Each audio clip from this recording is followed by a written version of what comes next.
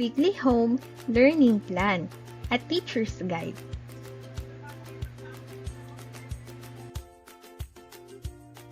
DepEd Order Number 42, Series of 2016. Policy Guidelines on Daily Lesson Preparation.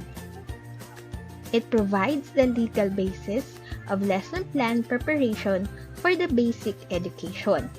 It indicates the necessity of lesson planning as a critical part of the teaching and learning process. So what is Weekly Home Learning Plan?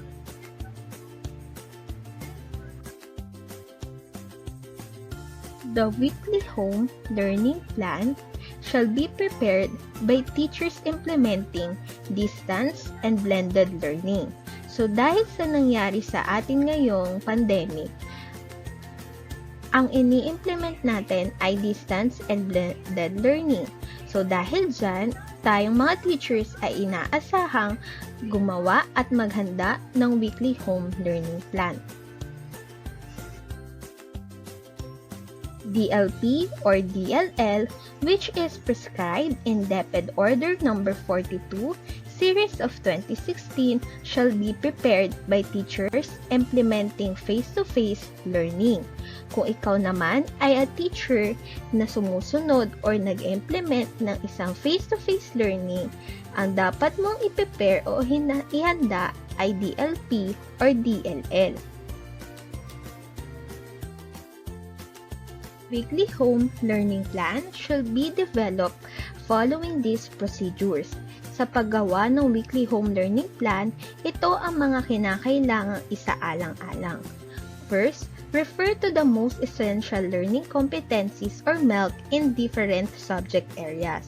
Mahalaga sa ating mga guro na meron tayong kopya ng MELC para sa mga subject na tinuturo natin. Second, gather self-learning modules and other learning materials needed for self-paced learning mode. Mahalaga din na meron tayong kopya ng mga modules ng mga subject na ating tinuturo. Ito man ay soft copy o hard copy. Third, take into consideration the learning competency, key concept, and learning tasks needed to track learners' progress. So, tayong mga guro, mahalaga ito na malaman natin.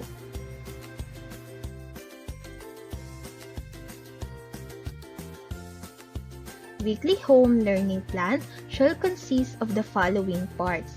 Sa paggawa ng Weekly Home Learning Plan, ito ay may 4 na bahagi. First, learning area. Second, learning task.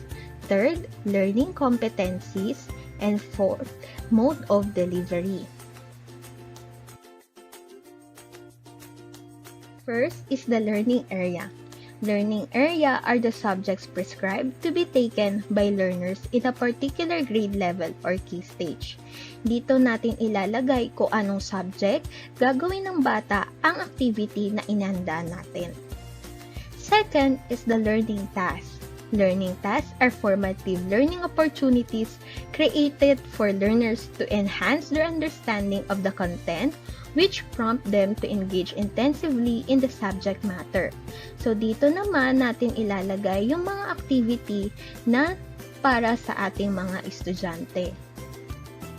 Third, learning competencies.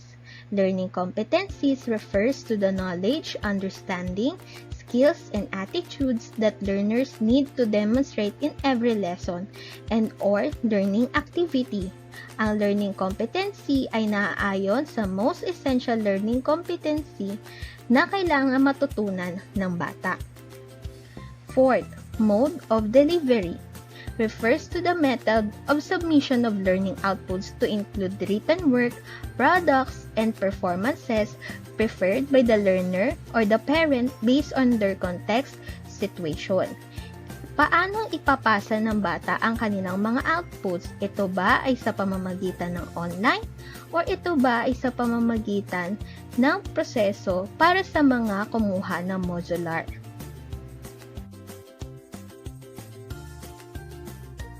Sample of weekly home learning plan. Ngayon naman, ipapakita ko sa inyo kung ano ang itsura o ano ang template ng isang weekly home learning plan. Sa bahaging ito, makikita ninyo ang grade, section, week, or quarter. Para sa grade, dito nyo ilalagay kung anong grade level nakalaan ang weekly home learning plan na gagawin ninyo. Section, kung para kaninong section ito. Week, kung anong linggo na kayo nagtuturo. Quarter, kung pang ilang quarter na ito ibibigay.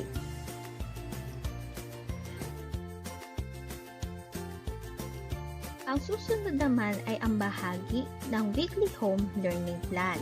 Dito meron kang day and time, learning area, learning competency, learning task, at mode of delivery. Sa day and time, dito mo isusulat ang araw at oras na kung saan gagawin ng bata ang nakalaang activity. Halimbawa, sa Lunes, 7 to 8 o'clock, pagising, pagtulong sa pag-aayos ng higaan, pag-aalmusal, paglilinis ng sarili ang kailangan nilang gawin. Pagdating ng 9:30 to 11:30 ng araw ng Lunes, gagawin nila ang mga activity na nakalaan para sa oras na iyon. Susunod naman ay ang learning area. Sa anong subject nakalaan ang oras na iyon? Halimbawa dito sa ginawang weekly home learning plan na ito, ang 9:30 to 11:30 ay nakalaan para sa asignaturang Mother Tongue Base. Susunod naman ay ang learning competency. Ito ay naaayon sa most essential learning competency na dapat matutunan ng mag-aaral. Sumunod ay ang learning task.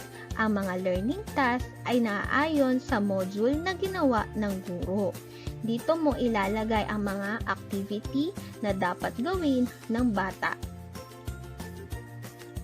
At ang panghuli ay ang mode of delivery. Halimbawa dito, sa aking weekly home learning plan, ito ay para sa mga kumuha ng modular o MPL. Ang aking mode of delivery ay ipapasa ang output o sagot ng mga mag-aaral ng kanilang magulang sa paaralan ayon sa itinakdang araw at oras ng guro. Sa pagpunta ng mga magulang o guardian sa paaralan ay mahigpit na ipinatutupad ang minimum health protocols ng DOH at I.A.T.F. Ibig sabihin, ito ay para sa mga modular.